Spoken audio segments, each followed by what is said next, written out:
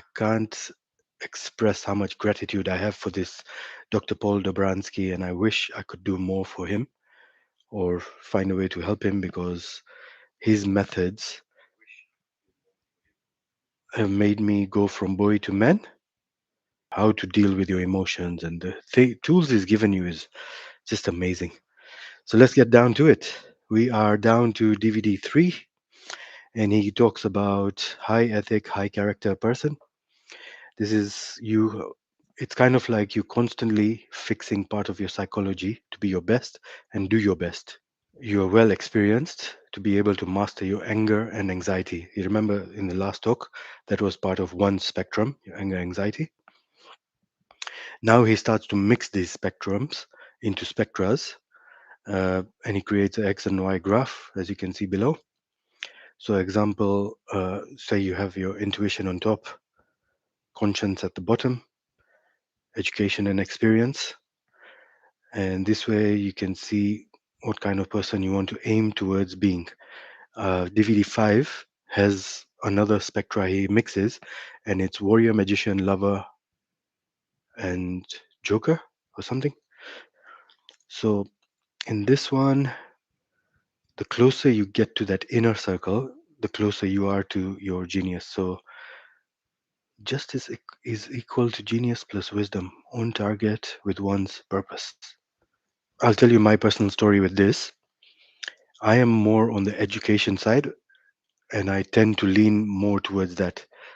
I used to call it thinkers versus doers. In his case, he calls it education versus experience. And one person I looked up to was my cousin's sister. She's such a doer, while I'm a thinker. So we used to work together, and we just balanced each other really well. I learned a lot from her, and what I used to call the juggernaut phase, where I'll assign a few months for all the education, reading, all these courses, DVDs, and books. And then another season, I'll be like, now put all that away. Let's start doing stuff and get it out of the way. So, time management is equal to intellect plus boundary function, which budgets your time. And the currency of this, or it is the currency of intellect. He has many more of these formulas in the Mind OS book and brushes on things I've talked about in my boundaries article. That's the link there. And also, this Mind OS book, please use the contact link in my blog and get in touch with me if you want that book. We can talk about that. Next, we go to emotional energy, the last bit of all psychology. So he's covered all these different, I think it was 4 things from the last one. Stress comes to you, but if you have equal or more self esteem, then it won't affect you. Um, in our spiritual thing, we talk about prana. When our prana is low, we tend to make bad mistakes or be more angry, all the negative side of things. While when our prana is high, we it doesn't seem to affect us. There's sometimes something really serious has happened, but you're on top of the world. You're in love. That's one of a very high prana state. You're in bliss. You're in alertness, like a warrior. He's so alert. He's so in his valor that his energy is higher than the things that affect him, and he has to be. Otherwise, how is he going to fight? He's just going to like curl up in a corner or something. So stuff like that. I'm using spiritual terms. He's using psychological terms. You get the point. Anger and sadness are the same emotion, and they're the opposite of anxiety. He stresses the importance of using your own words if his don't work for you. Yes, so like I've just talked about, and that's the spectrum. Anger on one end, anxiety on the other. So what did he say? Opposite. Anger and sadness are the same emotion. So anger's on this side, sadness. Yeah, I guess sadness is more maybe anger in a victim kind of way. And then you have rage, and then you get PO'd, P oft, annoyance, then you get bored. Neutrality is not necessarily happiness, especially in this spectrum, it wouldn't be. But you are not anger or anxious, you're just in the middle. Uh, when you start going towards anxiety, it starts with being cautious, being regretful, creeped out, terrified, anxiety. So that's a nice little map. He has such amazing ways to put things in diagrams. Both anger and anxiety are signs that you need to take action to turn them into well being and confidence, respectively. So that's another spectra, as you'll see down there. So anger and anxiety are related to the well being and confidence spectra. And from previous, well being and nurturing was one, and confidence was the other. So when you're angry, when he says well-being, he's like you have to nurture yourself. You have to use what I call the mother side, the mothering side. While when you're in anxiety, you have to use your father side, your action side. Push yourself, the tough love. Those are my words. Use your own words, but you understand. Um, well-being is very nurturing, filling your tank. Yeah. So after you've done your action, your courage, your fatherly side of things, you'll fill your tank. You'll pamper yourself. You do things like that. Pampering, which is motherly, confident energy is about action, risk, loss, change, and is fatherly. A good balance of both is needed. So, my note, I went through a juggernaut phase, the phase I just talked about, action and thinker and doer, where I called it switching from thinker and doer. See how you can reparent or self parent yourself here. I created some of my own exercises, which is in that link there, of self parenting and reparenting, where especially after you've lost your parents, or say you don't have active parents, you don't have a present parent, stuff like that, or if your parents have done something wrong, which could be something was meant to happen, they were meant to do something and they didn't do it, or they were not supposed to do something which they did. You can fix yourself, or you can try to with my techniques there. Those are my own. You can take it, make it into your ways, because especially that forgiving one, I go past forgiveness where I ask for forgiveness from the person who I feel has been my perpetrator. So if I feel like they owe me an apology, I've asked them for forgiveness. I think it was 2009. I just started apologizing to a lot of people, and it gave me back so much of my own power. So I would recommend that if you are up for it. Someone with durable, high self esteem will not be depressed for too long. He's already talked about durable, the word durable in the previous one. Durable has to is the important part. You can have self esteem, high self esteem, and you can fake it for a while. But if it's not durable, uh, that part of the last bit of that sentence, you'll not be depressed for too long. It won't work that well because you're faking it. You're not really in there. So use your words slowly and slowly. Now he gets into stress. If hurts, so that's your boundary. If hurt gets into your boundary, it will create anger. And if loss gets in, then it creates anxiety. And I've already covered this in the previous one, so please have a look at that one. Say no to these stresses is a remedy. So saying no to them, your boundaries, closed doors, open doors, how you use them is going to be a big, big factor in how you let these things in your boundaries.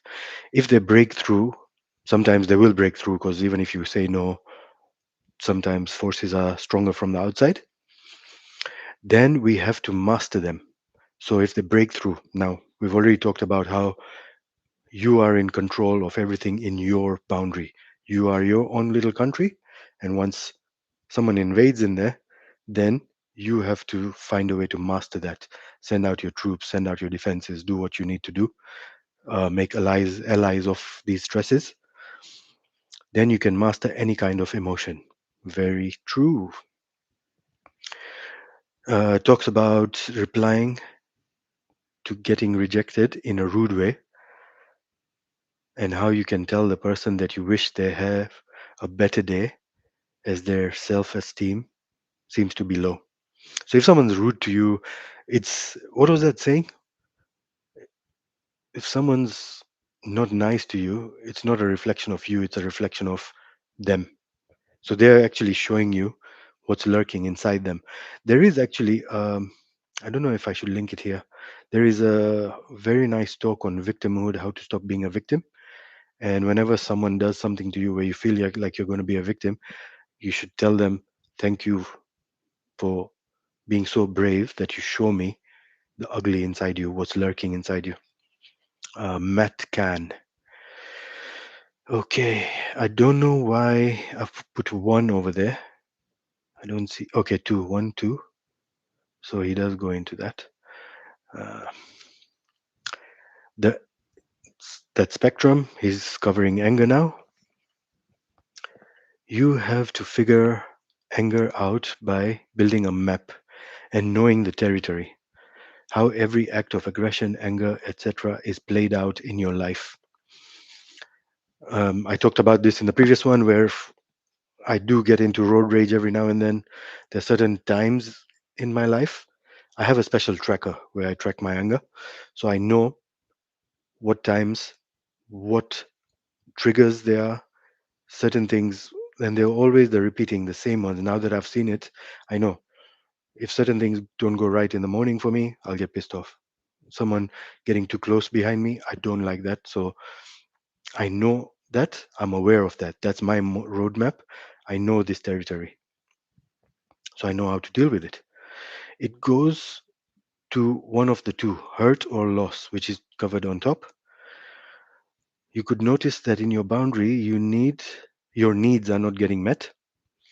It would be good to list your needs. Your well-being being topped up with will remedy this hurt, will remedy the hurt. So in my case, again, back to that road rage. I've tilted my middle mirror, my rear view, a bit lower so I don't see the car unless I really want to, then I'll note down, because there are times, especially stressful days, I'll be like, I want to pick something. I need some drama.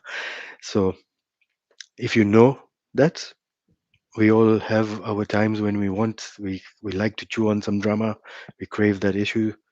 So if you're aware of that, you know how to deal with it, you can make things right. Three possibilities of anger. No action, which leads to depression and sadness. This is what he was talking about, the decision making. You have some emotions and you don't do anything about it, so it starts festering, it starts rotting, and you get into depression, sadness. Mm. Number two, destructive decision or aggression. This is what puts you in a win-lose situation, which is top right of that picture there. And then it cycles back to aggression, hurt, and then you keep going in this cycle. While the third one, the right option, is constructive decision or assertiveness. This is where you make a win-win decision. Okay. Now you make a constructive decision. I'm sorry about that text. The picture is not very clear. I'll try and fix that. And then you go back into where you know your needs are not met and you still feel some anger. So you make a decision again. You go in, make a constructive decision, and then you get your well being over there. Can't really see what is written there though. So we'll move on. The depression will fill up in your tank. You need details of your needs being met. Once you realize, you may get angry, but remember, anger is better than sadness. So it's better to be aware of. Osho puts it in a nice way. You're starting to discover your rooms. You've got a little candle, and when you go into the other room, and you're like, oh, there's more space here. There are more things here, but there's also cobwebs. So those are your anger, and you just need to clean them up. You need these techniques to help you clean those. Once you've discovered all these rooms, once you've realized what your needs are. I'm just giving you different words and different examples. Hopefully that helps. So the remedy, sorry guys. So to remedy it with a constructive decision, comma, you have to use your observing ego and catch yourself in the act. And that observing ego is so important. That's like basically that your mother and father, that you reparenting yourself because you're watching yourself and like, okay, this has happened. You need a bit of well-being. You need a bit of courage. Good mix of things. Mothering.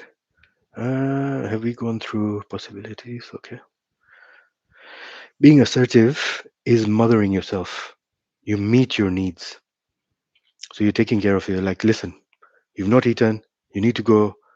My mom used to force me to take off my shoes and socks and go walk in the grass. She's like, you had a rough day. Go and ground yourself. Go do this. Go do that. You need to eat. Have you eaten? Yeah. Now go to sleep. Stop watching TV. Stop doing this. A man who knows how to mother himself will not need a woman to mother him. Parse note. Remember, after a certain point in a male's life, he has to move from boy to man and may need some kind of initiation rite to earn it or bury the boy.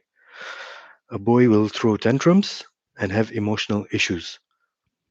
And this is what I'm saying. This guy is so good. He helped me so much to get to that point.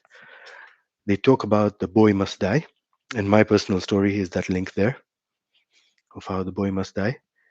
The big initiation rite for me was my mom passing away. I didn't have I was a mama's boy, so I didn't have that comfort to run back to mama.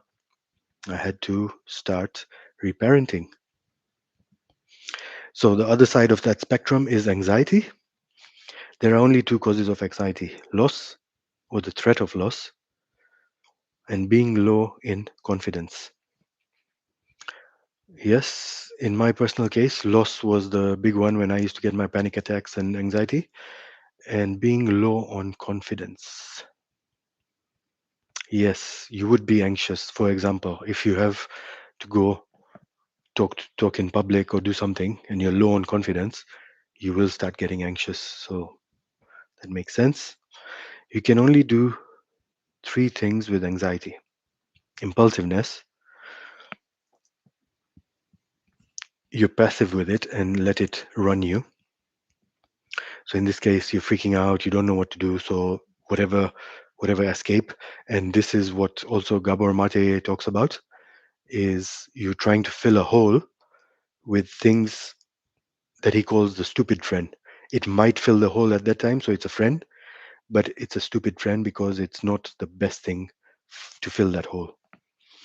Masochism is where you go, oh, poor me, always happens to me, where, victim mode, which I've been in back in my 25 to 28. Yeah, 28. Courageous. You face the music, take it by the horns, and always remind yourself that whatever hurdle you have to jump across, there's someone who's already finished that race. So if you don't know, start studying people, start listening to people who've had these stories. Autobiographies are one of my favorites. True story podcasts, stuff like that. Now, the impulsiveness can go into overspending, overeating, addictions, stuff like that. When you want to act, just think first and see what your anxiety needs you to do. Sometimes your anxiety needs you to just get away from everything. Uh, I think it's called getting some distance or just getting away from it. Go to higher ground, go to a quiet place, take deep breaths, figure out what your anxiety needs you to do. And Jordan Peterson says, make sure you eat something, especially protein, because that will do something. I think it was to the mind or something. It's somewhere in my blog. The other thing I would say is there's something called HALT, HALT, hungry, angry, lonely, or tired. So you might be hungry, eat something. Angry, if you're angry, you need to calm down, which means again get some space between the trigger or whatever it is and yourself. Hungry, angry. L, lonely. If you're lonely, you need to connect with something. If you don't have people around, go to a zoo or somewhere where there's pets. Somewhere I love kids, so I'll go to the play area. I'll go to volunteer in places where I can get that innocent, really nice energy, just playful energy, and I'll be like, yeah, you know what, life is not that bad. And T, tired, have a nap. I think there was a very nice talk. One of these Jain spiritual leaders was talking about there's three pillows you can take when you're stressed or angry, tired, all that.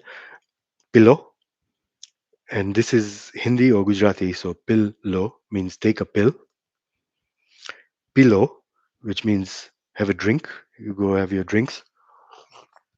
Or pillow, have a drink. I think there's even a Confucius saying of the warrior goes to rest or something. I'm going to mess it up, so I won't say it. Okay. On the other end, the masochism is victim thinking. Other things that happen here are worry, regret, hopelessness, stuff like that. Remind yourself that you are never helpless. The masochism can bring negative momentum in your life with the anxiety, masochism, loss cycle. You keep going in that cycle, hungry. So let's think about that.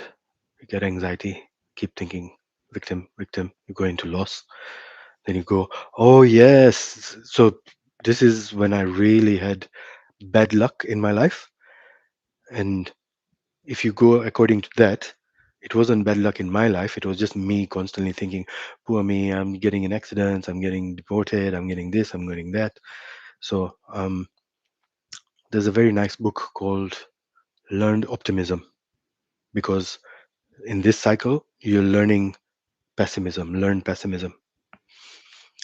So you might want to look that up also.